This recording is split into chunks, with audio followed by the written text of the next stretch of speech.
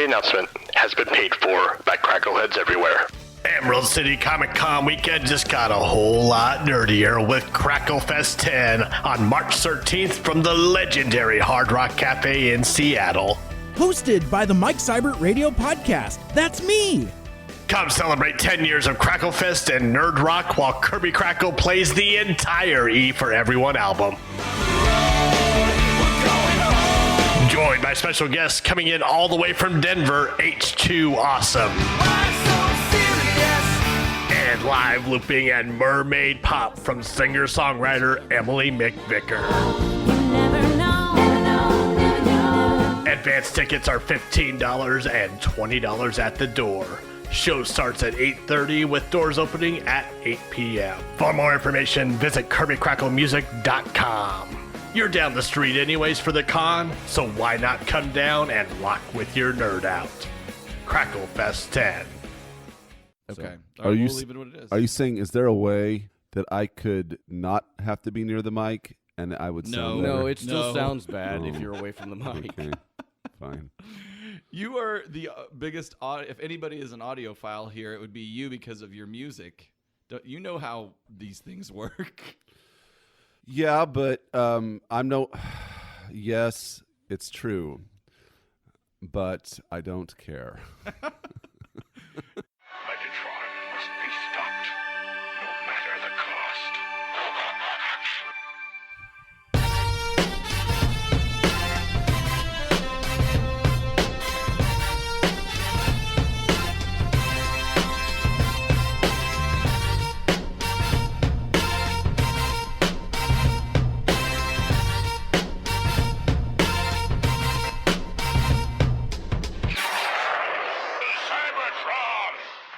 Hello, ladies and gentlemen, and welcome to the Autopod Decepticast, your bi-weekly podcast that delivers an episode-by-episode breakdown of the original G1 series. This is our episode 121. I can't believe we're getting up there, guys.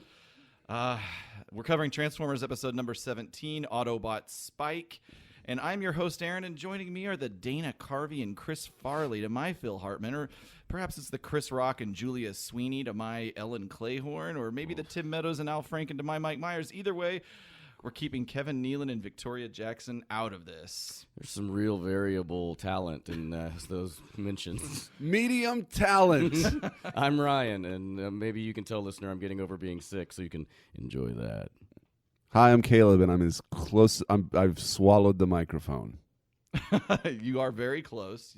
We have received some feedback from listeners that they want to hear your Apparently, Caleb is. tones. They want to hear me. They want to hear you. I mean, it really just ends at that. Guys, who is Fine. your favorite SNL player of the 90s? Of the 90s? Or the worst? Who'd you hate? Well, as a teenager in the 90s, I was very easily entertained. So I don't know if going back, that shit holds up. Obviously, Chris Farley was huge for me. I love it. Like him and David Spade together worked really well, I felt. Yeah. What were they in 2 movies together? I think so. Tommy Boy and can't remember the other one.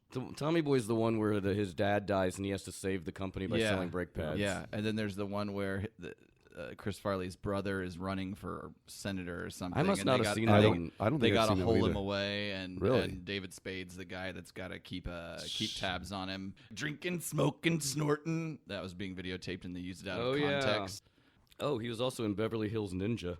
I think the last movie before he died. Oh, Black Sheep. Black Sheep. Thank you. Wow. Who's the guy that has the weird, dry sense of humor that Lorne Michael didn't like? And kind of he was. Are you thinking of Norm Macdonald? Yes. Yeah. Yes. Norm was great. I on li- Weekend Update. I liked him a lot. Yeah, Norm Macdonald's good. His comedy style rubs His some people stuff the is wrong still way. good. I recently watched a new Yeah. special of his, and it's pretty good. Yeah. Not like fucking Colin David Spade. Quinn? Oh. Yeah, his new comedy is like, the 101's terrible. You know how when you go in for an audition, it's all inside baseball that nobody can relate to? This is David Spade? I think so. I think that's Okay. what it was. I think Adam Sandler. Adam Sandler is very talented, Yeah. but some of the movies he makes I hate, but they make a lot of money. He's And then he goes and does something like Like I've liked Punch Drunk Love Yeah, for a it's a long great movie. time. Serious roles, his semi-serious roles are great. Spanglish was good, I thought. Yeah. I feel that he is kind of like Nick Cage, and he almost seems like a bipolar actor. But I think he just, instead of just being like crazy, he's like, I've got a really dumb movie here, Yeah. but I know it's going to. He's got his I'm gonna make pocket yeah. that he knows they know Yeah. are gonna make money. Right. Shrippity-doo. Yeah. Yeah. And I haven't and seen- I think that from a pop culture standpoint, that's become a punchline now. I don't think Yeah. he can make those movies and make as much money as he used to. Well, It's there's- not as relevant, but then he'll pop out. I haven't seen Uncut Gems, but supposedly I haven't it's- either, but it's supposed to be like good. amazing. I tried to make you guys read the. There's a fanfic script out there of Grown Ups 3. Yeah, why not? Here's 90 pages. Go ahead It's and read not this. 90. You don't even know. You didn't even. Yeah, look. because I saw a script and I'm like, nope. Yep. And here's why Caleb it's funny- dropped out of the group text. It's funny. It's funny that you would say that, considering you read through Transformers scripts. And, Yeah, but there's a point. Like, I don't even know what Grown Ups is. okay. I've never seen Grown Ups either, but I do understand it to be like a stupid. It's Sandler stupid. movie, right? But Tom Sharpling, this guy named Tom Sharpling, he wrote a script for Grown Ups 3. yeah, And it's not what you think it is, and it's gone kind of viral. is it a full script? The Aristocrats. It's a short. It's like 50 pages. Do I have to have watched Grown Ups 1 and 2 to enjoy it? I don't think so. Okay, But I mean, there's people now, like there's people that are having like events where they're doing script readings of this Wow. thing. if it were to get made, actually get produced, and get all the stars in it, would that be like a very weird? That would be 'cause weird. I'm That would be assuming. I'm weird. assuming it's meta. It is Okay, so very meta. So that might be an awesome thing to make. Actually, Yeah. make then. It's super meta. It's super meta. Okay. Actually, it becomes a slasher. It becomes a horror movie. Yeah. Which I thought Ryan would like, but of course he sees something and doesn't have the patience to figure out what it is. Well, you just send it with no context, and I'm like, this just looks like homework. What if I did put it in context? What if I said, read this? You'd be like, nope. Well, that's not context. You're like, Ryan, I think you'll like this. Read it. no, that's still not enough. What am I supposed? You want me to like Whenever, explain the whole thing to whenever you? I send a link or something, I'm like, here is this. This is what property it is. Here's why I think it's funny. Okay, I still don't think he'd read It's it. like when you send the YouTube links. I'm like, there's nothing around it. It's just a link, and I'm like, That's the fun part. Like, what is this? It's like what is this? What's going to happen? I- It's like a surprise. I don't want to reveal too much. I want you to be surprised. I have to say, I don't- Caleb, I always click through on all your links. Thanks, Aaron. Well, and I do enjoy the surprise, and generally they are things You that like everything. appeal to me. You like every single thing I send, now, right? I may not. We don't always comment on it, and that's just a factor of that. I'm really That's fine. shitty at social media. No. And electronic interpersonal No. connection, and probably interpersonal connection. I'm not in expecting. general. You don't have to. You don't have to say any. You don't have to say anything because that's forced. And well, you don't I have to will do say that. for me, Well, no, I'm not forcing anything. I don't like surprises. I like to know. I like to know what I'm going into. All right. Well, moving forward, I'll say Ryan. It's why when you invite me to something, it has to be like 2 weeks in advance. I'm like the Titanic. I can't. I need time to turn. Okay, that doesn't make any sense, but okay. It doesn't have to make sense. I'm just telling you that's how I am. Especially doesn't make sense because he doesn't necessarily. It's not like he has conflicts. Right. No, it doesn't matter. I have to work I know. because He if has I to emotionally prepare. No, for Exactly. the I event. think the Titanic is his van, and it just takes a long time to turn it around because Literally. it's all fucked up. I I did. do like the Titanic as a. It can only turn left, so he's got to figure out a route to like somehow wind up here. I did have to. I did buy a defroster that plugs into my cigarette lighter because the van has no heat. So you have an external defroster. Yeah, I have to hold it up and wave it around. So whenever it's frosty this morning, that's why it took me like 10 minutes to get it going. Because it's not like a regular car defroster. Right. It's just a little handheld fan No, I thing. get it. It's probably not even Okay. meant to defrost. It is. That's Oh, what it's it meant is? for. But it makes it makes the buyer have to wave their arm around in front of the windshield. It's mainly for fog, but it will defrost if you get it close enough. for fog. Like not fog, it but blows like, the fog away from your van. no, like Foggy windshield. yeah, if you're it's like steamed up or whatever, or like you know, And frosted up. your defroster doesn't work, which is typically No. what you would turn on if Yeah. you're getting a Well, foggy windshield. here's the thing: the defroster it gets hot, but there's no air blowing, so I don't have any. The blower doesn't work. Fans don't work. Yeah. This van is legend. Would you like? You know what you should do? Is there any way you can like suspend it suspend it from the ceiling so that it blows right where you need it, instead you have to wave your hand around. You'll have. I mean, it's only this big. I think you should hang it from the middle of the ceiling and then hold it to one side and do a pendulum. Yes. Let it swing back and forth. Yep. This will definitely work. I think, and when you're driving, if it starts slowing down, you just turn back and forth real quick and start getting it winding. All right. Please update us on every fucked up new thing Yeah. that happens with your van. Won't read a script. Won't fix his van. Won't do it. So let me get this clear, Caleb. Are you formally out of the Autopod Decepticast plus Mike Seibert group chat? Did you check out of it? No, I did what you told me to do. Well, mute it. You muted it. I didn't know I could do that. Gotcha. Okay, gotcha. Oh, okay. But I good. just was tired of getting 60 texts today, and I just thought, well, if you guys are going to talk about stuff I don't care about, can you do it on a different thing? But then you said, first of all, you said, what the hell is wrong? And that was you and me on our own, I think. Yes. I think I took it to the side. Yes, you did, but it's. I said, "What the hell is wrong?" And I was like, I'm just not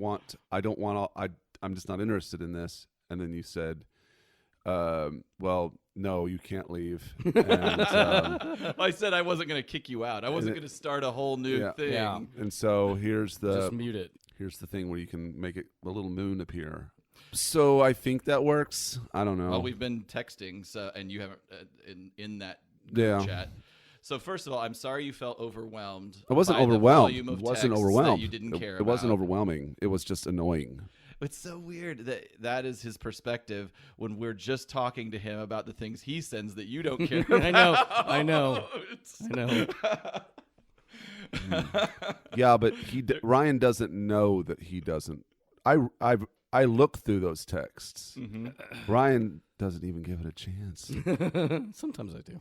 Well, I would never want to start a group chat like that without you, because it's like and I actually had this all written out and I thought I sent it to you. And then I realized maybe 2 days ago that I did never send it to you. It was whenever you texted me for lunch and a couple days ago. And I was like, oh, fuck, I never sent that. It was this long text about how it just made me feel sad that you'd want to just be completely out of a group chat like that, because we all contribute to the culture of that, and it's how we keep in touch with each other. And even though you didn't care about that particular series of texts, eventually there will be things you care about, and your contribution is also valued. I don't want a separate group text that doesn't have you in it. And that day was an aberration. It's not. I can't even remember what we were talking about. I don't either. But it was a particularly heavy day where usually that we'll get maybe 1 or 2 texts in that chain a day, if that.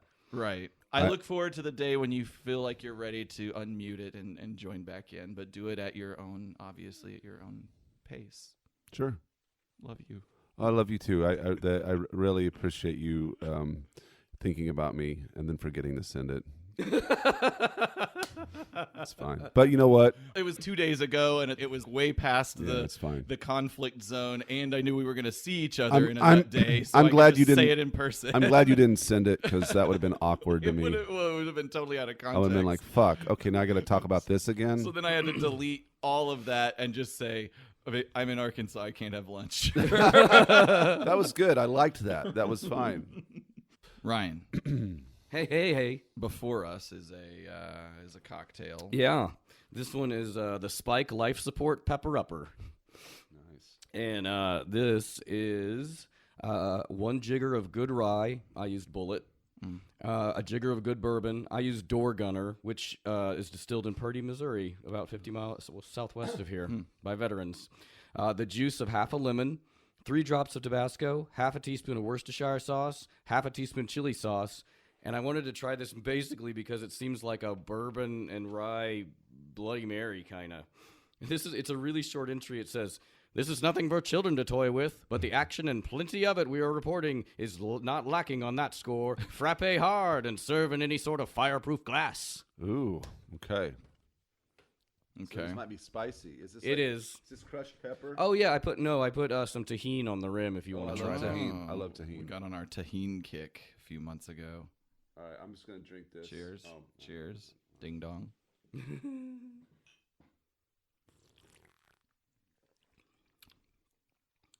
It's tart, more tart than spicy. Yeah, I guess it is. Yeah, the lemon really punches through. I've never had anything like that before. Interesting. There's a lot going on.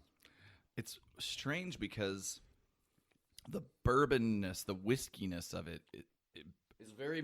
it's subtle. Yeah. I'm getting pulled in a lot of different directions here with this drink, but I like it. Of course, I'll drink anything with a neck on it, but Aaron's face tells me he's not sure. it's just I can't put my finger on it. I can see this cocktail and this flavor profile being served at sort of a upscale bar, and I can also see it not being very popular. Maybe, I mean, I might have overdone it on the lemon and it's taken away from the bourbon. I don't know, but I felt like I followed the directions. Yeah, you did your best. I don't hate it. I'm thinking that the flavor profile wouldn't have mass appeal. I would drink this as a hair of the dog. I like that. Medicinal. Yeah, you mentioned Bloody Mary. Mm-hmm. I would group this in that category. There's one down the line that I have I'm eyeballing as a hangover cure. I'd like to see what this tastes like if I added some nice dry champagne to it, like almost like a spicy. What do they call it? Mimosa? Mimosa, yeah. And you're going in a similar direction to me, Caleb. I feel like this would be good at breakfast. Yep. I feel like this is a brunch Just drink. looking for an excuse. It is 8:30 in the morning. It is. Thanks, Ryan. Yep. Yeah. I guess a quick Patreon shout out. Hey, you know what's happening soon? What? Booty boxes. Oh, yeah. We still got to make stuff. What do you? You got any 3D printed stuff? No, man, that's probably never going to happen. Are you going to sell your 3D printer? I've realized about myself, I'm not the type of person who likes to fuck with shit. And so since this is like difficult, I'm not. I'm like, I give up on stuff pretty easily if I can't immediately be successful. So I might try it a little bit, but otherwise I'm like, maybe this isn't for me. What are you going to do with the stuff? I don't know. Okay. Well, to all of our listeners, there's a 3D printer for sale. How much you want out of it? I mean, I don't know. How much did you buy it for? A couple hundred, I think. For $150. I'll set the price. It's unused. An unused 3D printer. What's the brand? I don't know. Ryan will bring it to you in his van. I'll try a couple more rounds, but like it's very frustrating for a personality of my type. The point of me even bringing that up was that we got to make stuff. Yep. For our booty boxes. We have a few things in the works, and of course, buttons will be in that. There's a couple other pieces. They're coming up. Next couple months or so, we'll be shipping them out. Right. It should be by March. I mean, that's whenever we set the deadline. But Let's call it April. All right. I feel like the things that I Patreon, they never get around to sending the things that they promise. It depends. But we will send the things that we Yeah, promise. that's not a reason not to do it. No, I'm not just saying that we're not quite there yet. But if you would like to support the Autopod Decepticast and get free stuff as a part of that contribution, You will like this box of merch. It's going to be good stuff. check us out at patreon.com/APodDcast. Yeah, it'll be sweet artwork. Mm-hmm. Last episode recap. Cybertron law was invoked while Autobot suspicion is stoked. Megatron melds the might of his minions into his own marrow, and Prime lost the battle, while Constructicons forced Teletran 1 to not tattle.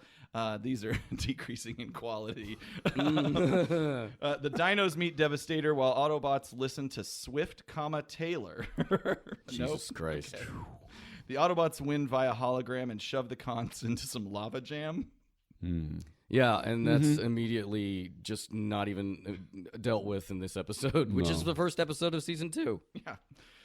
Well, let's get things going. The first episode of season 2, Autobot Spike, aired September 23rd, 1985, nearly 10 months after the last episode. Do kids still have Transformers fever?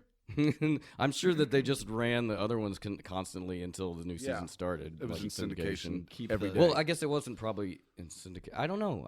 Anyway, we have a new intro. That is right, and I love it. This is my Yeah, it's a favorite good intro of all 3 seasons. It starts really strong. You've got these giant faction symbols that fly at you and past Cybertron and towards Earth, and then you zoom in on a volcano.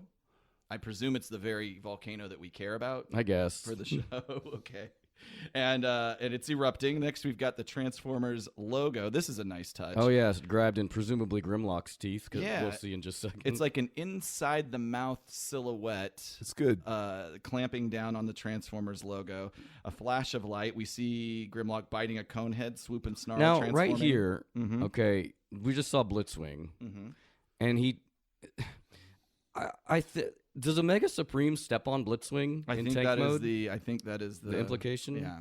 That's weird, because he also turns gray, and then Scrapper takes him off the field of battle. That's right. Yeah. It's very, like, he just murdered him. I'm assuming these toys were already introduced, even though they haven't been introduced in the cartoon yet. I don't know the answer to that. We're seeing stuff characters that we haven't seen yet. Correct. However, these early episodes don't have new characters that we haven't seen yet. So I don't know.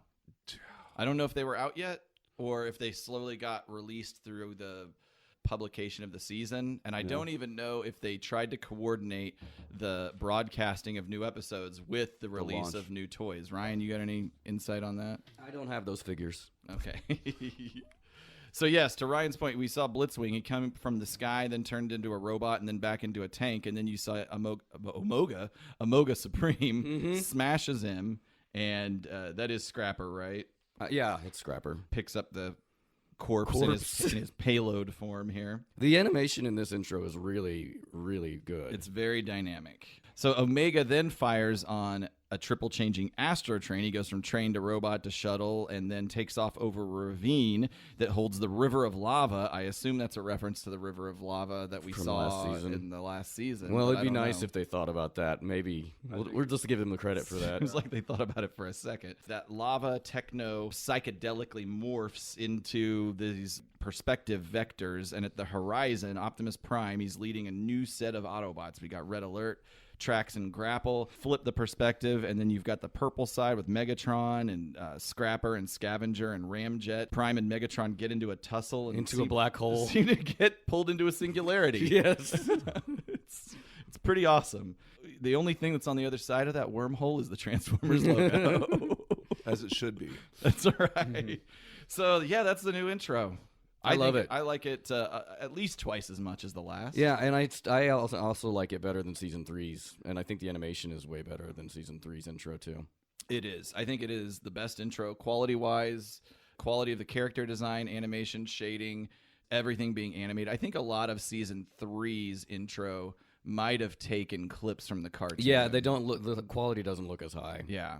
And the colors are different. These are more saturated, and they're a little more muted in the Season 3. I feel like probably most of the money in the show went into Season 2.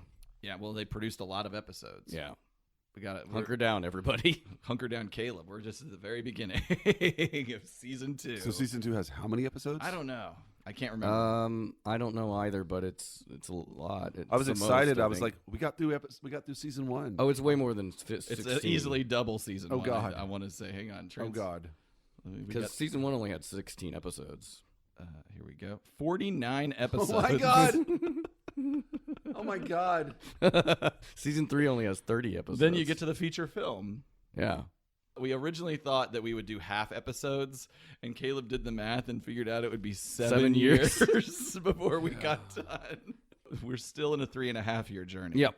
But we're getting through it, Caleb. Yeah. I like that we describe our podcast as we're getting through it.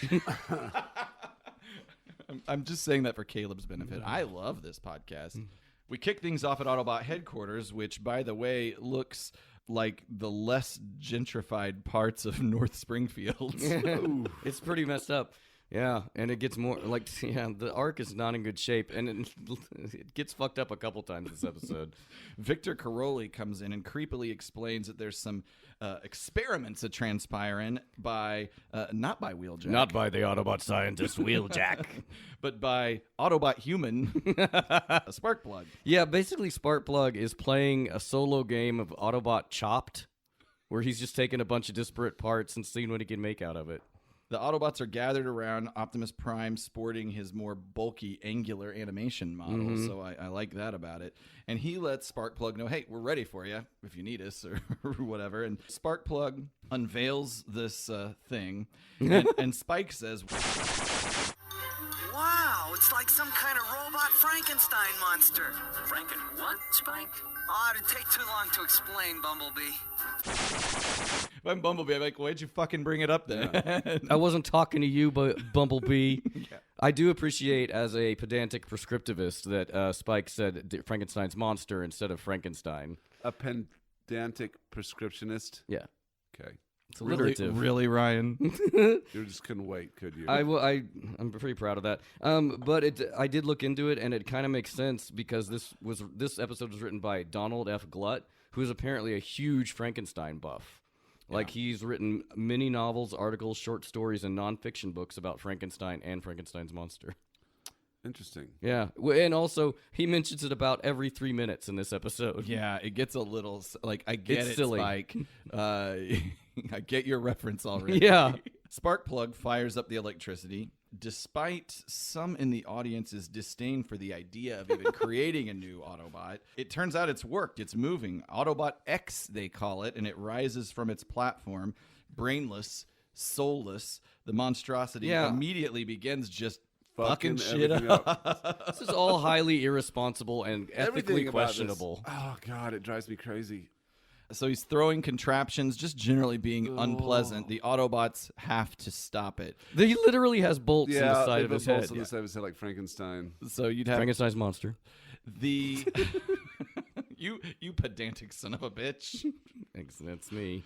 Autobot X. I just want to pause and let you guys know what this thing looks like if you don't already know. I'm sure you do. Because why the fuck are you listening to this? Autobot X has a pair the Frankenstein bolts, but among the recognizable components of his body are Prowl. He has Prowl's forehead crest and right chest bumper area, Blue Streak's left door, Sunstreaker's left shoulder, Hound's shoulder-mounted missile launcher and right fender shoulder, Trailbreaker's arm cannon, left chest and left thigh, Optimus Prime's left wrist and parts of his right leg, Jazz's photon rifle, which is mounted on his right arm, and the back of Jazz's left leg, as well as Jazz's penis. Okay, wow, that buried the lead. Also, he is continually hunched over, and his mouth really only makes if you take a letter D, and turn it rotate it 90 degrees to the left, that's the expression on his face all the time. Yeah. To take him down, Trailbreaker uses his force field to deflect X's fire back at him. Then Prowl hits him with some acid pellets. Ironhide hits him with the freeze gun. And at that point, Autobot X falls to the ground. The skirmish is over. I did like where Ironhide called Optimus Prime boss. Have to stop him. Gotcha, boss. We'll teach that walking junk pile some manners. All of this just seems so super irresponsible. Yeah, it's all, and again, It's like- ethically questionable. Yeah. Like, is it alive? It's- Is it sentient? It's fucked I don't up. know. What does it transform into? Oh, God. It does not. It's an transform. action master. It's all just fucked. Sorry. This episode is it's kind of sad. disturbing. They don't go into whether this thing is sentient or not, but I have to assume that was Sparkplug's goal. They talk about, Yeah. are they creating a new Autobot? Yeah. So where did the soul or whatever you want to call that gives spark? that thing consciousness come from? It has none. Well, not yet. This is where Spike takes another bite at the Frankenstein's monster reference. But then Sparkplug, Wheeljack, and Ratchet conspire to patch up this freak. Wheeljack ponders a future where mental impulses could be transferred into Autobot X, perhaps so a damaged Autobot could function while his body was being repaired. Well, I love, in reference to putting Autobot X in storage so Sparkplug can perfect him, Wheeljack does say, Ratchet and I can help. And Ratchet's reaction is hilarious. He has a, what the fuck are you talking? Like, you're roping me into this expression? And then whenever Wheeljack comes up with the cockamamie idea of transforming consciousness into it, Ratchet looks at the other Autobots and raises his hands like, what the fuck is going on? So I noticed that, and I was wondering if do you think it was intentional that well, you have the script, I presume. Was it intentional that they said Ratchet is animated as if to say, I don't want any part of this? Or do you think it's just sort of bad animation that kind of worked out No, that way? it's it's pretty obvious that that's Yeah. what the intention was. If like Ratchet is not down with Wheeljack's bullshit anymore. But because they don't put words in it, it's interesting that they trusted you to pick up on that subtext from. I the certainly visual. didn't as a kid, but here Right. watching it, it's pretty obvious. Right. At this point, Teletran 1 goes off. Oh, go ahead. I just had a question. Why even transfer the consciousness into a body? Why not just put it in Teletran 1? Yeah. Or why transfer it at all? Well, Why I not just assume- deactivate them? I assume you put it in a body so that they continue being productive or living life. Well, they never breached the subject of needing to do this ever again for anything. Well, it turns out horribly. Maybe for I good don't want to reason. put the cart too far ahead of the horse. There's no need to transfer consciousness to work on someone. No. Especially if you're a robot and your But they- consciousness presumably could be transferred very Obviously, easily they had to anything. they had to make some sort of leap so that they could put Spike's mind in the body of an Autobot. Fucking Very Donald F. Glut. Strange concepts all around. Dad. We'll get there. Teletran 1 goes off. This can only mean one thing, and in this case, it means Decepticons are in the vicinity of a new Air Force rocket base. Very specific. Prime gathers the crew: Ironhide, Ratchet, Prowl, Windcharger, Brawn, some classic bruisers, along with Ratchet, and they're gonna go figure this shit out. Yep. And Okay. then there they go. And yeah, we should see the Decepticons come up, and there's just like there's no explanation of how they got out of the lava. It doesn't matter. We're just forget it. Just forget it. Reset. Everybody back to 1. Yeah. So we're gonna go to that very Air Force rocket base. There's some colonel type, I guess, because I don't Is it know an Air ranks Force by base? universe. Uniforms. Space Force. I thought they said Air Force rocket base. Did is they? what Maybe they said. did. I don't know. I guess in my mind, I just assumed it was NASA, but because it's space, NASA. And then that's why watching these rockets get destroyed in a second really bummed me the fuck out, because rockets are really, really hard to build. Yeah, but they build them back really quick. The Autobots help. It's true. So there's a speech being given. Civilians, the media, they're all around, but the press conference gets interrupted by the Decepticons. And Megatron claims the energy that should be used for launching these rockets should belong to him. So if I understand correctly, Megatron doesn't want the rockets. No. He wants the energy that would be used to propel the rockets into So space. rocket fuel, I guess. Right. Why not just go attack Seems another weird. rocket fuel It factory? seems weird to attack it once it's in the rockets. Like, Yeah. As we'll see, a volatile Yeah. volatile choice. So the Autobots then show up, they transform and get right into action. Ironhide, he goofily runs into Yeah, battle. I assume maybe he's supposed to be firing out of his hands or something, because he just runs at the Decepticons with his arms up. Yeah, just like, yeah. I do love the drawings though. And he gets just shot in the chest yeah. immediately. And then Soundwave sneaks up on Windcharger and Ratchet. Yeah, Ratchet and Windcharger both get popped. It doesn't look good for them. Brawn sneaks up behind Soundwave and kicks him about a half mile into the air, knocking him into the rockets. Braun caused all this problem. So the rockets are tumbling over. The Seekers, they fire on the rockets as well. I think the intent was to fire at Optimus Prime. He dodged. It hit the rockets. All the rockets are destroyed. Mm-hmm. Like dominoes. They fall Yeah. over. Yeah. Bumblebee and Spike appear at this point. These idiots came to the battle despite not being invited to be a part of the battle squad. Megatron uses this to his advantage to create a diversion for the Decepticon escape. Megatron goes into gun mode. Soundwave grabs him and blasts him at Spike and Bumblebee. Yep. And flips Bumblebee and seriously injures Spike. Yeah. And I thought this part coming up is cool, where seeing the Autobots use their alt mode specifically as robots in disguise in the way they were designed. So, like, they pull Spike out, and Ratchet turns into an ambulance to take him to the hospital, and then Prowl turns into his police car mode as an escort. That's nice. Yeah, it was really, I thought it was a nice touch. Yeah. They make a really big deal out of Spike's injuries, but he's not bloody or cut up. Like, to I don't look think at you him- can show that. Worst case scenario, he's got a little whiplash, though. Or a broken fucking neck. Yeah, but they not don't- something they you never need to say, pull him out of his body for. Well, there's no reason to pull anyone out of their body ever. Like, that's not a thing. Why did that doctor even come up with that idea? Yeah. I don't think the doctor did. He does. He does. He specifically is the one that says. Well, he says, if only we could. Well, let's get to it. Yeah. We'll get Transition to the hospital. Operating room. Dissonant music. The doctor says. for a way of separating Spike's mind from his body while we work. I think Why? it's called anesthesia. Why would Right? you ever need to do that? What's the point? What if this doctor's not aware of anesthesia and it's like Civil War type? Like, okay, got to Get just solve the it. hacksaw. We'll get him some of Wait, that there's that peaty anesthesia. scotch that What? Caleb likes Oh, so yeah. much. That'd be better than what this guy's trying to do. So it doesn't make it doesn't make sense why Spike is so injured that this is like so critical. It doesn't separate his mind from his right, body. and yeah, it shouldn't be necessary at all. Either he's gonna. I'm just waiting for in this situation, I could easily see Wheeljack come in and say, separate his mind from his body. Yeah. Aha. And like saws his head off. Got it. See, Got it. it's for things like this. I mean, not this specifically, but like why I have a do not resuscitate order.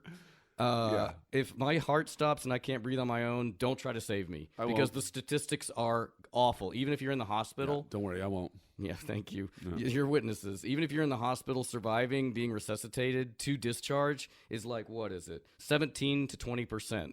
And surviving without brain damage is almost impossible. I have a do not resuscitate clause in my will. Yeah.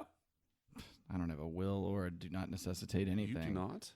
You don't have a will? I'm gonna have him plug me into that You'll hard- be like that hard drive. You're just wanting to get put in an Autobot body. You're hoping the technology will be there by the time. No, I want to go to the crazy cool 80s land from Black Mirror where Like- I get to live in Oh, yeah. fun and peace for all eternity. I love that episode. Heaven's a place on earth, baby. I'm ready for that Jacob's Ladder. Bring on the Jacob's Ladder.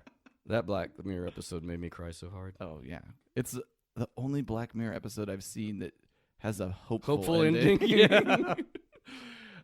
So in that vein of Black Mirror, Spike, let's assume one of his body had died, and then his consciousness was trapped in Autobot X God. forever. Dad?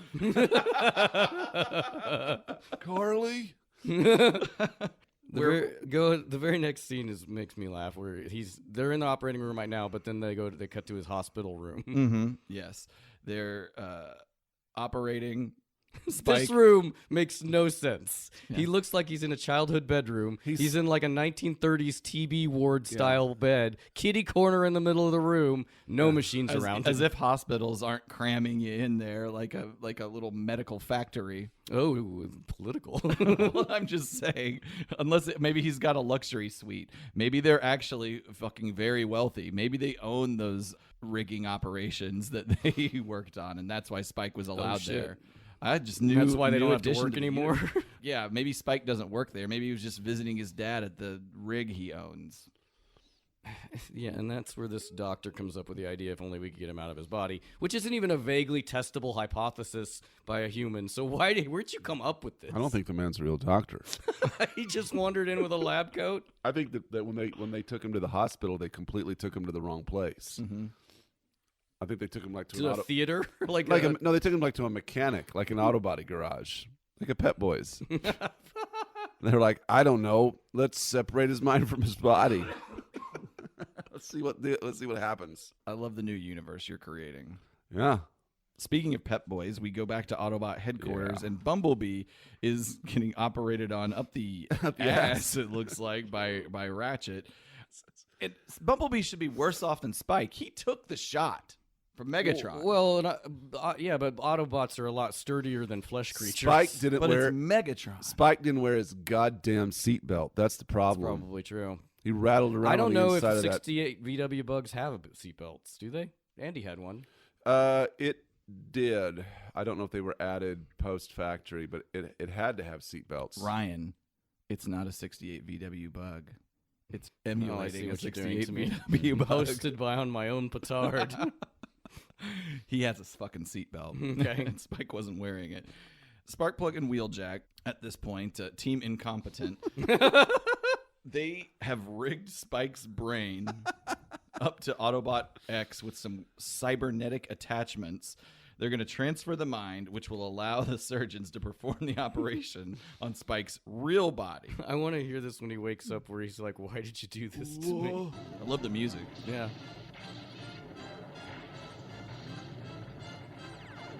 Spike, my son! Spike, do you know me? It's your dad! Dad?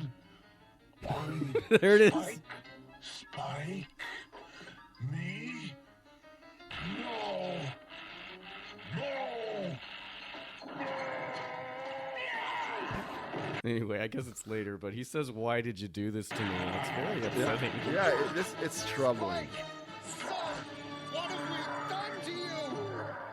What have we done to you? Yeah, Maybe it's after the commercial. It's troubling. The whole thing is troubling.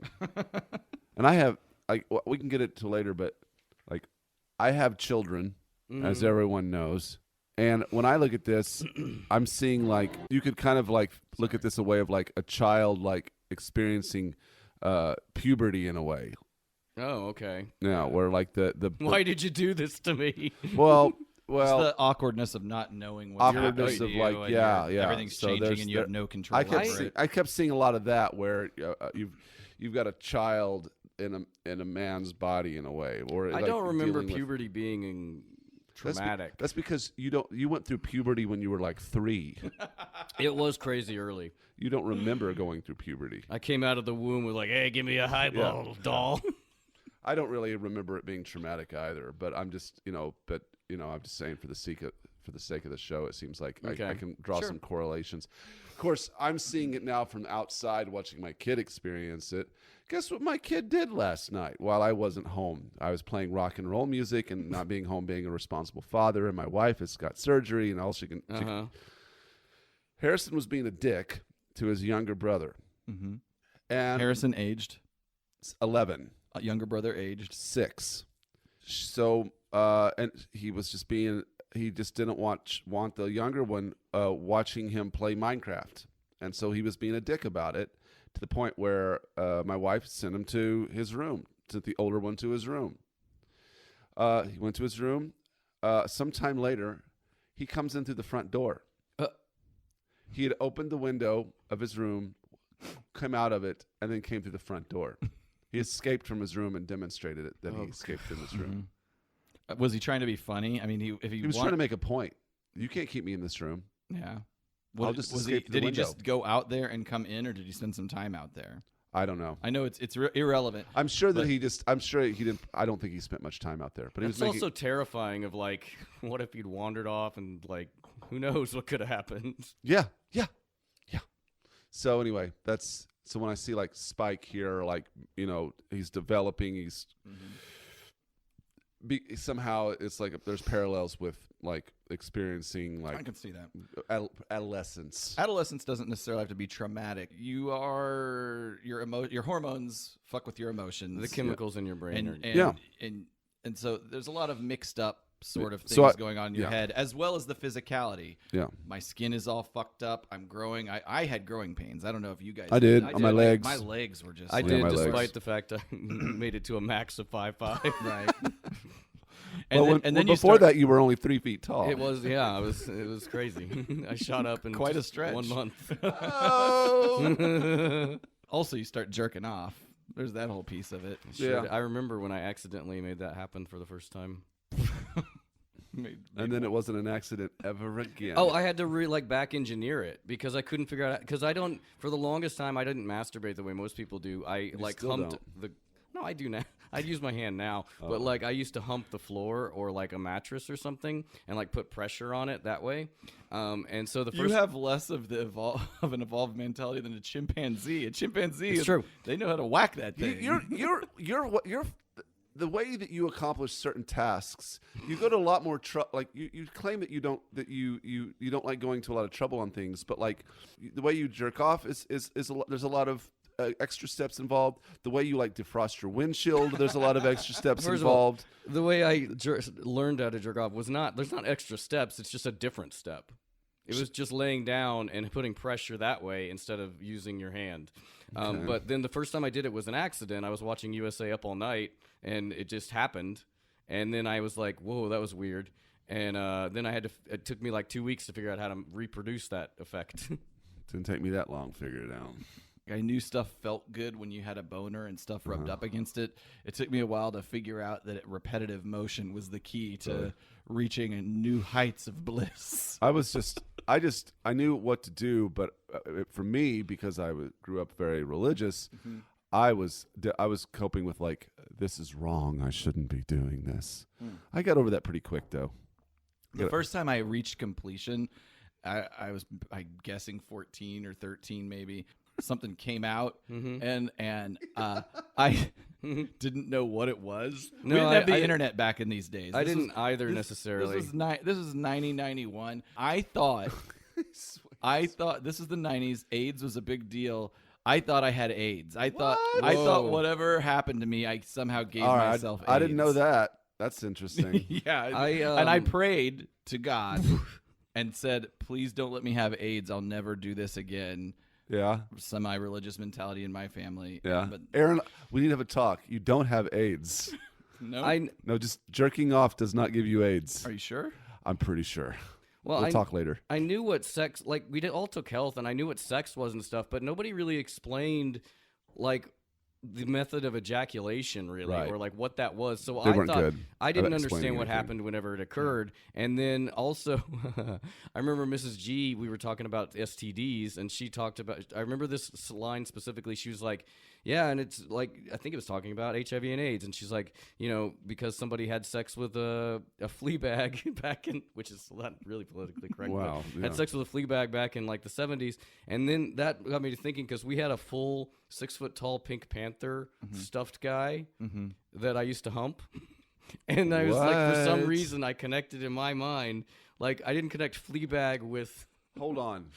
Yeah. No, we got to go back to Okay. humping the Pink Panther thing. Wait. So by Fleabag, why is that not politically correct? What's she referring to? I mean, a Fleabag. like I guess scum, it's- like scum of the earth. yeah, like some piece of shit. I don't know. I guess whatever. it's not, but like, it's just a weird thing. Didn't to say have to to be a. kids. You don't. It. Yeah. You're making the assumption that a flea bag, like like I don't know, like a trashy, scummy person would sure, be yeah. the one that would have AIDS, and Right. not some higher class Right. person in a Hollywood dumpster restaurant. So yeah, I had this thing and it was like humping a mattress. I sometimes would hump this thing and pretend it was a woman. And Interesting. so then I thought, oh no, is that going to give me HIV? Because it's a flea bag. Yeah, because like it's a flea bag, like it's dirty. Is the So pink, that's that's dirty, equally as stupid as my thought. Oh sure. Is the dirty Pink Panther stuffed toy that I hump going to give me AIDS? Yeah. Fascinating. Yeah. So anyway, AIDS fever. man. Spike parallels. I see some parallels in this. Okay, Sparkplug. He pulls the thing. You've got a few electrical zip zaps.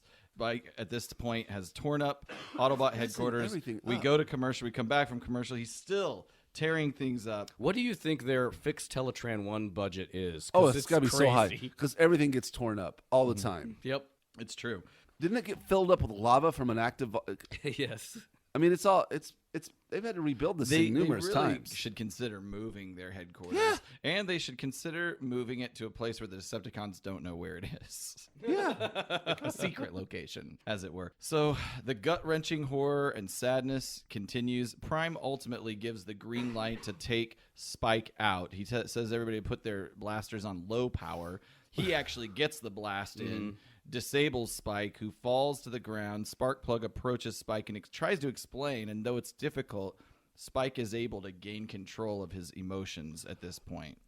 Prime explains to Spike that he and a crew must leave to repair that rocket base, but every comfort will be provided to Spike while they wait out the surgery. Mm-hmm. Which is interesting, the whole repairing the rocket base. I think in Transformers Animated, that's part of the deal is any damage they do, they help repair. I haven't seen it, but I've heard talk. I've heard tell. I would just say if they don't have anything better going on, they should just be doing Seems good, like they got good Earth deeds around the world. Yeah, I perhaps. guess so. This seems important. They just leave Spike there. Yeah. We zoom out at this point and see Laserbeak spying on this whole That fucking dirty bird. thing. Again, make your base secret. Move out of the active volcano. We'll patch up all the holes. Like, fuck the holes. Just leave it behind. Bert, torch this bitch.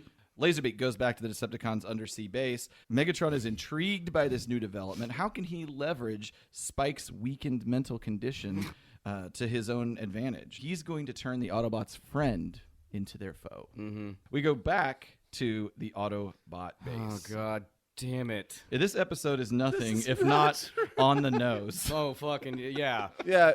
Autobot Spike is watching Frankenstein on Teletran It's 1. like they're Which is a television also? It's well, like they're Wheeljack patched into the local broadcast station. leave it to Wheeljack to really do the worst possible thing you could do. This is all the what does No he say? kidding. All the comforts. What did they say earlier? Yeah, we're gonna make sure your comfort while. This is the exact opposite of that. This is the worst thing you can do. And Donald F. Glut did make sure in all these lines, he made all these up. Like, none of these lines are taken from any of the iterations of Frankenstein. Well, Frankenstein comes to life on screen, and that triggers Spike. Spike is triggered.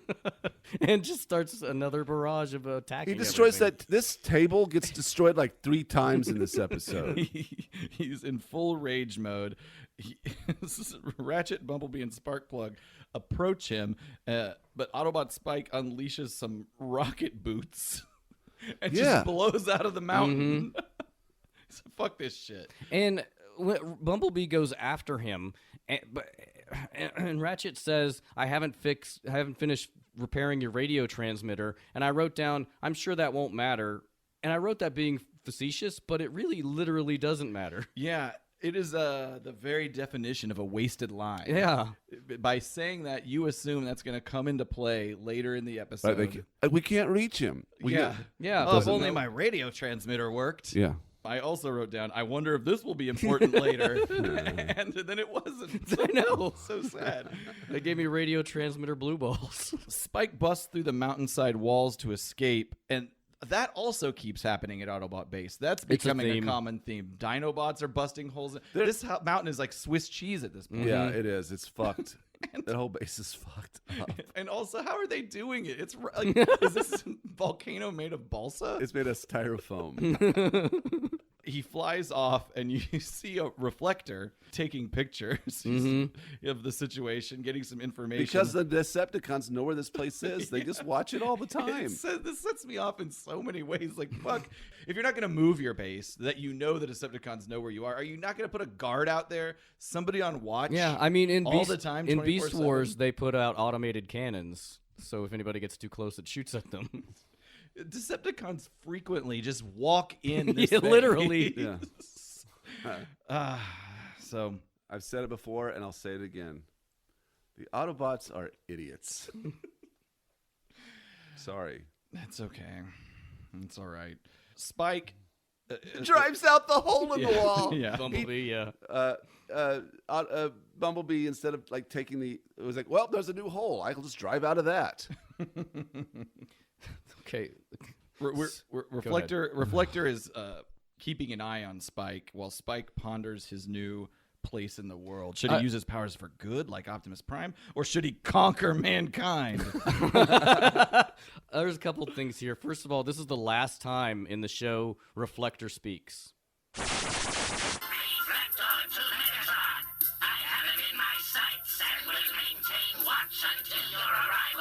a drag. Trapped inside this walking garbage can. Like, Reflector has followed Autobot X here, or Autobot Spike, and it's the last time he'll ever have a speaking role. The rest are like cameos where he's silent. And then the first thing Spike is, he's like sulking on this mountain, and he describes his situation as a drag. Yeah. He's a teen. And that's right before he drag. decides to become he is a monster and is going to conquer mankind. It's a really bizarre sequence. I would have liked it if he'd gone back to journaling and was doing that up there. He kind of was journaling just without it's true. writing it down. Bumblebee shows up and tries to convince Spike that it's a flaw in the procedure. It's clouding his mind, but Spike just doesn't want to believe that. Because his mind is clouded. He does make the 5th Frankenstein's monster reference right there. And of course, Bumblebee falls down the fucking mountain. If there is a hole, Bumblebee will fall in it.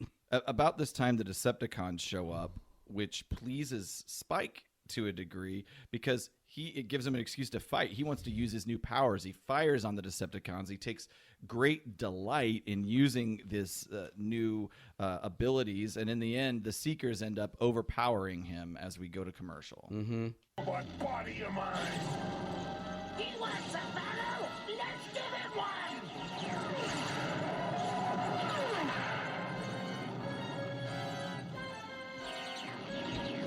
A lot of close-ups in this. And I will say, I like the animation for the most part, especially like the eyes. They have shines in them a lot. And then there's a lot of 3/4 behind shots that are really cool. Anyway.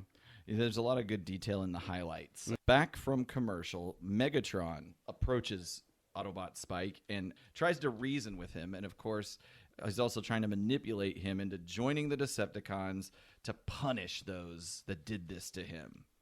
Spike ultimately agrees. He shakes hands with the devil. Devil. You battle devil. And he joins the Decepticons. He's going to make them pay for what they did to him. Meanwhile, Bumblebee, who the Decepticons haven't detected, transforms and spies on the situation, and then he heads off, presumably for help. I would think that this is maybe where they would have inserted that transmission. Right, because he does go to the rocket base and tells Optimus Prime, and so that's where I thought they'd be like, well, my radio doesn't work, so I have to go there. But it's still pointless either way. It's true. It still adds unnecessary detail. Back to the Air Force Base. Everything's repaired. I hope they didn't let Wheeljack make any modifications to these rockets. They're all. What would a Wheeljack modified rocket do? Explode, probably. Just boom. I mean, last episode he had a homemade RPG that blew up in his face. Yeah. He's so incompetent. At the Air Force Base, everything's repaired. There's a countdown, and the rockets are off. Everything's fine. Everything's back to normal. Prime at this point is pretty funny. Let's play this sequence here. He does a little backhanded compliment to the humans. Oh yeah. For primitive rocket technology. What's that? His arms are folded. He's so smug. Which feels a little bit out of... I'd expect that from Huffer. It feels out of character for Optimus Prime. A little bit. Yeah, I feel like he'd be happy for the humans, but... Or Ratchet or Wheeljack. And what? He has no reason to be smug. He's got, like, Autobot Spike wandering around, and he's completely ignoring that situation. Right. Like, what's so good about Impressive. Autobot technology? Yeah, at least these rockets work like they're supposed to. You'd think that there would be some story connection to why they're at a rocket base or why that matters, but that doesn't matter either. I think they typically the environment has some connection to the story, but that Prime's just like, oh, I like rockets. Cool. Let's go see the rocket launch. Well, they're there. No, you mean why they're there now? No, why? Typically, the location that's chosen has some merit into the story. Oh. Like I'm in Peru, and that's where this ancient Right. power source is, or it's like they have a hat full of potential energy sources from the Decepticon schemes. Yes. Donald F. Gluff put his hand in and pulled out rockets. Air Force rocket base. Yeah. Sure. I'm Yeah, sure yeah. they probably have to do that. Just insert it into the I've script got to he figure already had something written. out. I got a script to write. I got to figure this out. B shows up, updates the team on the situation, and the team just immediately transforms to go save Spike. Mm-hmm. He confronts them immediately. As he descends into madness, Spike is beginning to like his new form. Yeah, he's got all kinds of crazy titty powers. Talk about those. Well, he fires a laser out of his boob. Out of his prow nipple. Yeah. And hits Optimus Prime with it. Then he pulls out a little something he was obscuring behind his back. Oh, no. It's Megatron in gun mode. Oh, okay. Yep. See, that's like adolescence. It's like his new penis powers that he has. Wow, what a metaphor. I want when they this fly is. when they fly in, he's humping a giant Pink Panther doll. Oh, what's happening to me, We want to think Dad? And here, Ironhide shoots what appears to be either chocolate sauce or liquefied shit out of his fists. What is it?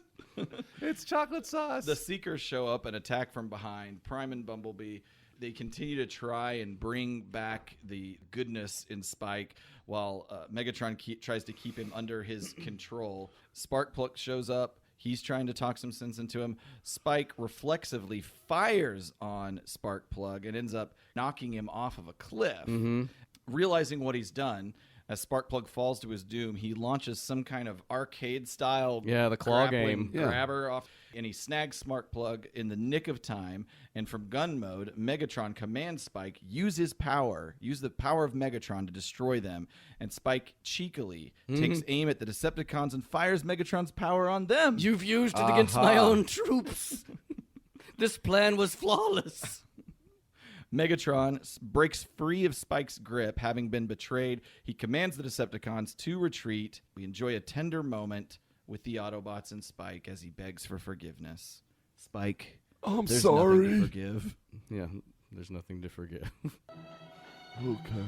You saved my life, son. Thanks. Dad, After almost killing it was me. me who put you in danger in the first place. Can you ever forgive me? Spike, there's nothing to forgive. We go back to the hospital, then back to Autobot headquarters. The surgery is over. We're retransferring Spike's mind back to his organic body. Yeah. Wheeljack flips the switch. They fix the table. And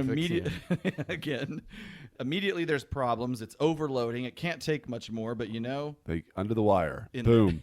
I don't even know why they add that either. I know, it's true. It's pointless. Like a little bit of extra drama just at the very end there. I would think it would be good if they alluded to that and then they do transfer everything to Spike and then there's something weird about Spike's behavior. There's still something in there. His eyes just twitches. Yeah, there's something didn't quite make it across. I do like that twist. No, I got it. Or something from the No, Spike lifts up his shirt and he shoots cannons out of his nipples. Pew pew. I don't know why that just grossed me out so much. Like he's still got some of those powers. Talk of Spike's underage nipples. His Yeah, adolescent Spike's like, nipples. oh wow, I'm back, and all That I would- could think of was, I have a dick again. I have a dick again. I really missed that. Where's that Pink Panther? Where's that Pink Panther? B does say, I wonder what it would be like for a robot mind to be transferred into a human, which we will see in season 3. Yeah. Ah. But it's good. It's good. It's good. Something good to write in there in case you ever want to use that. Sure. Ace in the Might as hole. well. They did. By I golly. don't know if I'd call it an ace in the hole. I'd maybe call it a pair of eights. Yeah, sure. Fair enough. No mint. That's right. We'll call it pocket sixes. Yes. There you go. Voice actors. Autobot X was... That's the end of the episode, by the Yep. way. Autobot X was obviously Corey Burton, but Don Messick provided the growls of the pre-personality infused version of the Beast. Is there an Autobot Spike toy? There is. It is a third-party toy that came out not that long ago. I can't remember the name of the Why- company. It's a company that has never actually... It was their first launched toy. And Okay. it's not as good as the figures you see before you. It's kind of Sure. I think it's a vinyl figure. I think Why there is don't- some articulation. Why don't you have it? I'll tell you. Because another company called X Transbots, it's in their pipeline to make an Autobot you're waiting. X toy. I'm waiting for it. It will be as high quality as Nice. Okay. Cool. I don't think it will transform, but it will look screen accurate. I don't even know what that would transform into. It's just You garbage. couldn't do it. There's not, you just can't. No, yeah, you couldn't. it doesn't intend. It doesn't. It's not intended to transform. And Nah. I'm hoping that the Autobots learned to have Sparkplug keep its damn hands off doing stuff around the base. But anyway, We'll see. so that was the end of the episode. What do you think was going on in the real world. Autobot Spike, as Aaron said, aired September 23rd, 1985. American Top 40. There is a recording for this week, so I will just I hope say, so. It's been 10 months. Yeah, well, like I couldn't find the last couple ones. Remember? Oh, yeah, you're that's referring to right. the recording, the Casey Kasem Yeah. recording. That's right, which is Mhm. awesome. But you got one for this one? I do. Let's play it right now. Hello, listeners. I'm Casey Kasem, breaking in here to tell you that Ryan was wrong. There isn't a video for this week, so straight up, go fuck yourself. Goodbye, I guess. I'll tell you, it was Dire Straits' "Money for Nothing." Nice. Was the number one. Can you tell us about that a little bit? Nope, I don't have any notes on it. I will say. Because Casey will do it. Oh, okay. I just a quick aside. The video for that song, "Money for Nothing," had featured computer generated animation. Yeah. and it was pretty was groundbreaking. at the time. You watch it now, you're like, wow. Yeah, But I still think it has a charm to it. It does. In a retro, nostalgic And kind then of way. Weird Al did a parody Weird in Al. UHF. The Beverly Hillbillies. Number one at the box office was Invasion USA, which is unfortunate because the previous week it was Back to the Future for the 11th week in a row. Shit. Invasion USA is a canon Chuck Norris vehicle. Chuck Norris fights off an invasion force of Florida of Soviet/Cuban-led guerrillas. It is a truly... I've never seen this, but it's ludicrous. Yeah. Just go read about it. I can't even get... Yeah. He's like a super conservative guy. He is, yeah. I mean, he said he got the idea to make the film after reading an article in Reader's Digest that said hundreds of terrorists were running loose in the United States. I thought, Boy, that's scary, he said. What if some guy on the order of Khomeini or Gaddafi mobilized these guys and started sending them to every major city? I know it's going to happen, and even in the movie, the head terrorist says it's so easy because of the freedom of movement in this country. So we're really accessible to this. The movie is not meant to scare people, but to make us aware of a potential problem. Oh my God, all of that is bad. All of that is so terrible. Bad. Isn't making you aware of a potential problem the same thing as trying to scare you? Yes. They did get to destroy a whole neighborhood of houses and a mall because they were scheduled for demolition to build an airport, so that was pretty cool. Jesus Christ. Yeah. I also think he probably got some of the idea from Red Dawn, which is which is a pretty good movie. I don't think I did this the last couple episodes, but on the cover of TV Guide was Howard Cosell, who's a sports announcer. The copy on the front is, in this chapter of his new book, Howard out-Cosells himself. They had pictures of Frank Gifford. Underneath Howard Cosell's quote is, his propensity for error was embarrassing. And then the picture of Don Meredith and the quote, it was difficult to keep Meredith on an even keel. And then everyone's favorite murderer, O.J. Simpson's picture up there. And Cosell said of him, ultimately miscast. Huh. And that's all that happened in the real world. Okay. Remember that weird point in time when Frank Gifford got busted for, I think he was banging an airline. Flight attendant. Flight attendant is the modern. But back then it would have totally been called a stewardess. And then she posed for Playboy. Then that had to have all been weird for that's Kathy how Lee. That's how that shit worked, though. Playboy Didn't he would bite somebody, too? He bit someone? I feel like that's the thing. That was Frank Gifford. All right. Well, I don't want to go down this rabbit hole too much right now because we got 5 minutes. Allegedly bit somebody, Yeah. maybe. We'll find out later. We got to wrap this up. Script deviations. Instead of doing script deviation, since this is the first episode of the new season, I wanted to read some quick sections from Transformers series update memo from February 7th of 1985, sent out to G.I. Joe writers and others from Flint Dilley. Okay. And it's basically like sending them ideas for writing for new Transformers episodes. Yes. He says, as you all know, we are looking for more scripts for Transformers. As of this writing, there are about 25 shows left at $3,500 apiece. Thus, there's plenty of work for everybody. That's about $8,500 today. Okay. So that's pretty good. For writing per episode, like you get $8,500 for writing an episode? Yeah. Oh, or equivalent. Yeah. $3,500. Interesting. So he's got a Q&A here, and one of the interesting ones I thought was, question, who flies and who doesn't? So Flint says, all Decepticons, no matter what their mode, fly. No Autobots, with the exception of those who have flying modes, i.e. Power Glide, Cosmos, and Jetfire, fly. This should be rigidly adhered to, despite what you may have seen before. Or all fucking last season.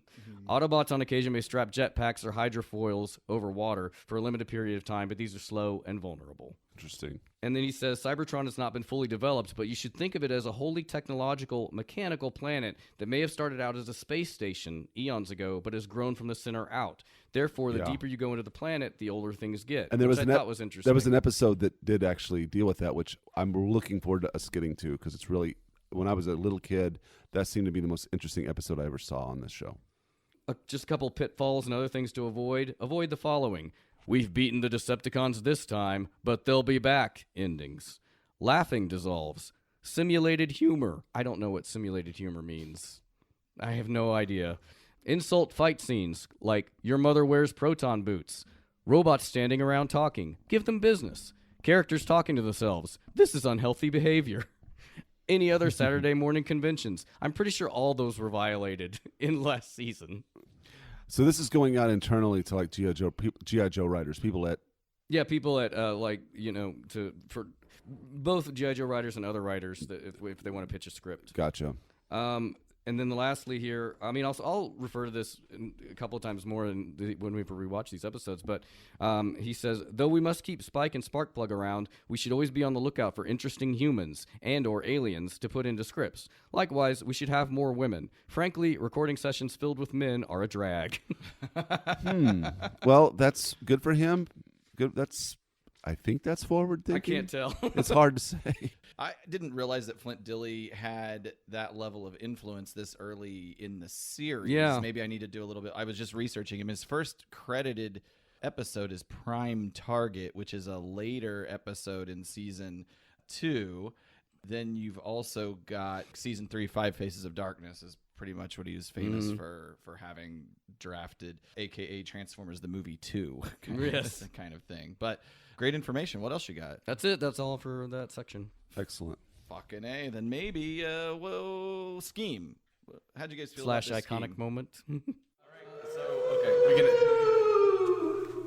we can I'm the ghost of the iconic moment. You know, Scheme-conic moment. Sure.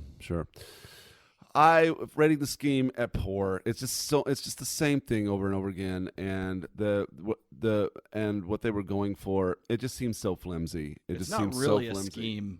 It's like the Decepticons happen on another situation and try and turn it to their advantage. Nobody really planned anything. It doesn't seem to tie in very much to anything at all, other than a distraction for the Autobots to what I consider the main story, which is Autobot Spike.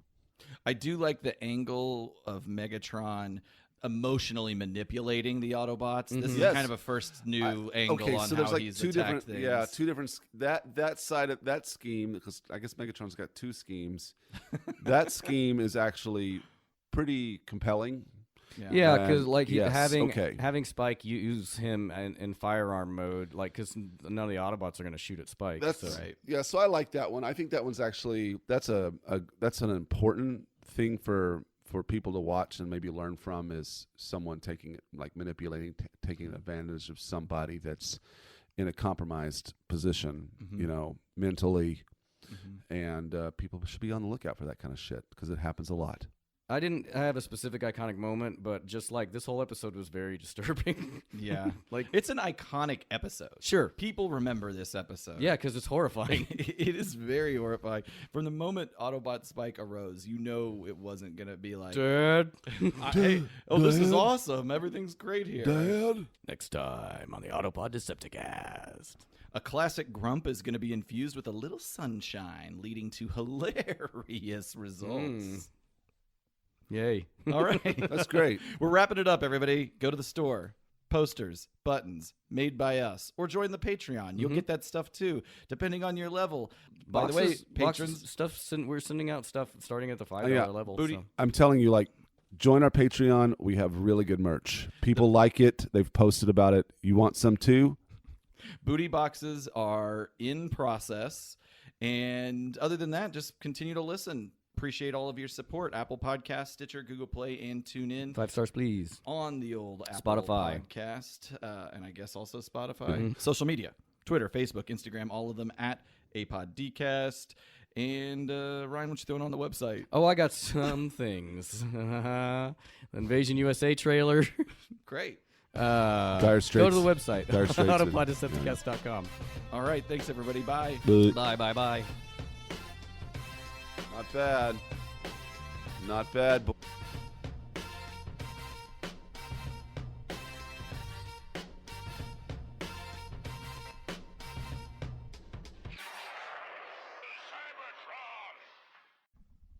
you're doing great. Thanks. Good morning. Hey, good morning.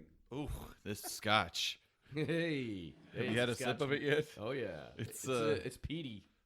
It's the best. It's the best. It's the best stuff in the world. If I was an Insecticon, I would be blowing some fire out of my nose right now after Let it roll it around on your tongue. This is what, Lafroig? Lafroig. Caleb brought us Lafroig this morning. I got some Lafroig single malt 10-year from the Isle of Islay. Ben Marks described tasting like burning tires. And I replied, yes, it does. And it's delicious. It has a chemically bend to it. It's a chemical. Do they call that peaty? Is that the peatiness? Yeah, it's the peat. It's high peat. It's the peat. Aaron, you and I did a Scotch tasting at the Brown Derby, I think, didn't we? Yeah, we did, and there was Scotch like this. There, it might have been this for all I know. It was the last one, yeah, and it was like, to me, it tasted like kerosene. Mm-hmm. Yeah, paint thinner. Why didn't you invite me? I think you were out of town. Was I still living in St. Louis? Yeah, I think so. Fuck, I missed out on a lot of stuff. Not much, really. You lived a great life. And now it's over. Pretty much. Back to the hills for you. Yep. I'm just sorry. I'm just trying to find our theme song. Here we go. I need to reorganize this a little bit. Oh, you can keep this, by the way. I brought this here. I don't have a home for it. Here, you can just keep it. Okay. Brew sells Channels is the sponsor of Autopod Decepticast. Yes, yes, yes, yes, yes, yes, yes, yes.